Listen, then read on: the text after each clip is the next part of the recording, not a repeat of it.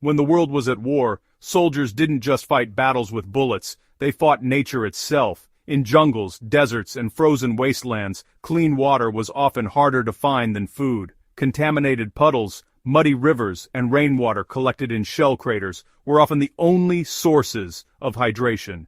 Yet even without access to modern filters or purification tablets, soldiers found a way to make filthy water drinkable using a simple system of charcoal, sand, and cloth.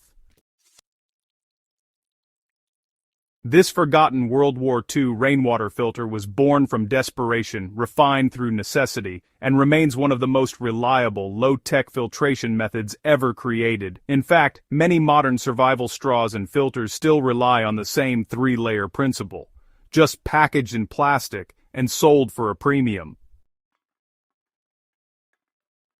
Water was both a weapon and a weakness in World War II. Troops deployed to North Africa, the Pacific Islands, and Burma suffered not just from enemy fire but from dehydration and disease.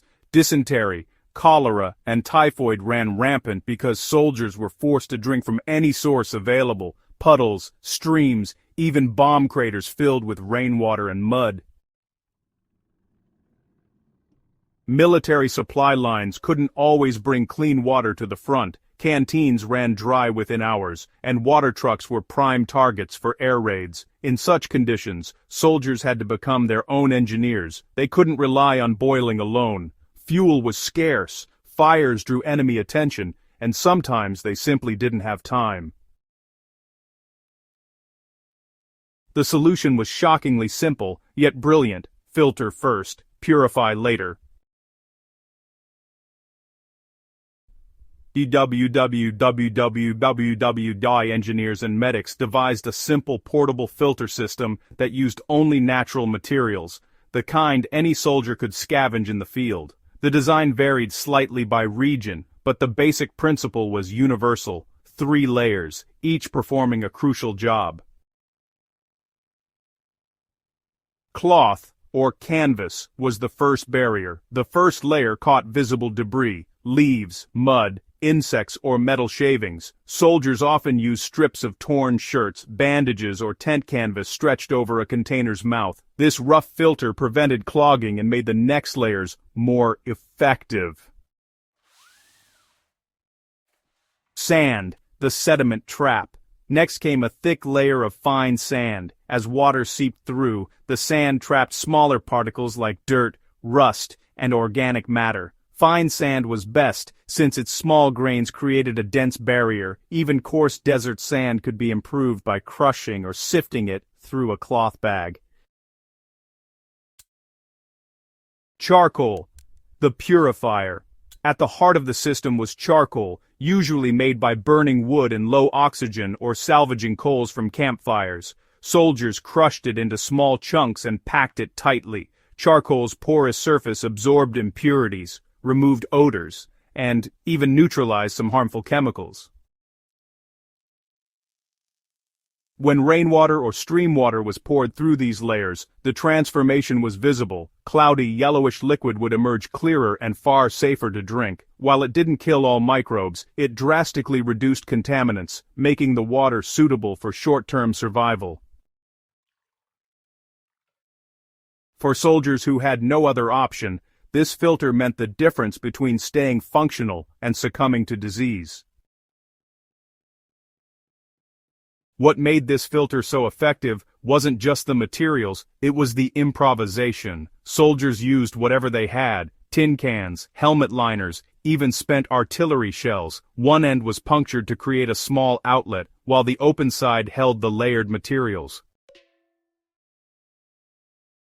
A typical field setup looked like this: bottom, a small drainage hole for filtered water to drip out. So, first, you'd have layer 1, which was crushed charcoal, about 2 inches thick. Then, layer 2 would be fine sand or maybe silt. And finally, layer 3, a piece of cloth or even a grass mat placed right on top.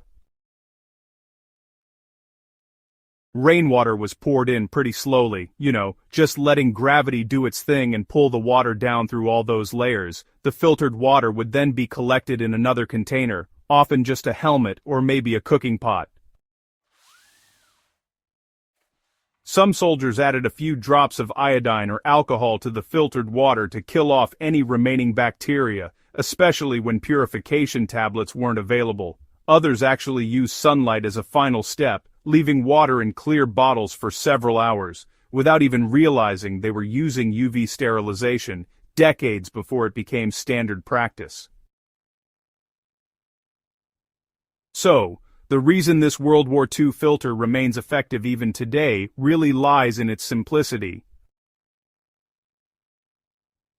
Cloth, well, it removes those large particles. Then, sand traps finer sediment and suspended solids. And charcoal, it absorbs toxins, improves the taste, and gets rid of any odors. Altogether, these layers actually mimic the natural filtration process of the Earth, where rainwater seeps through soil and rock layers before finally emerging clean from springs. Modern filters use similar multi-stage systems, synthetic membranes instead of sand, activated carbon instead of campfire charcoal. But here's the fascinating part. In many lab tests, DIY charcoal sand filters have rivaled or even outperformed some low-cost commercial filters in removing visible impurities and improving taste. They're slower, yes, but more sustainable and repairable. If you ever find yourself in an emergency situation, this method is still one of the best low-tech ways to make water drinkable. Here's how to build one using everyday materials. You'll need 2 containers, like plastic bottles, cans, or jars, a piece of cloth, maybe a shirt, a bandage, or even a coffee filter, clean sand or soil, and some crushed charcoal from wood fires. Steps.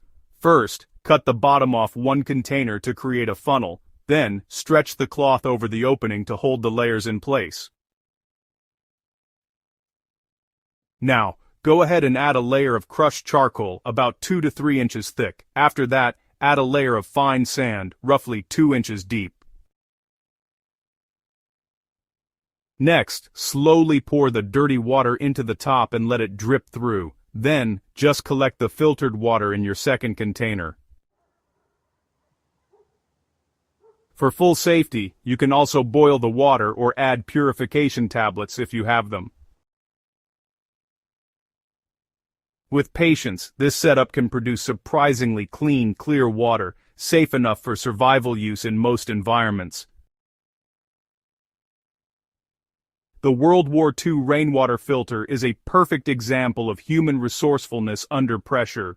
Soldiers didn't wait for supplies or technology, they used what the land gave them. The combination of cloth, sand, and charcoal was more than just practical, it was genius in its simplicity. Today, preppers and survivalists around the world still use variations of this same system. It's cheap, renewable, and easy to repair. Everything modern tech often isn't. In a world where we rely on complex filters, batteries, and fragile equipment, this forgotten wartime method reminds us that true survival isn't about gear, it's about knowledge. The next time you see rainwater running off a roof or pooling in the ground, remember? With a little sand, a handful of charcoal, and a scrap of fabric, you can turn it into life. That's the kind of timeless ingenuity that kept soldiers alive, and might one day keep you alive too.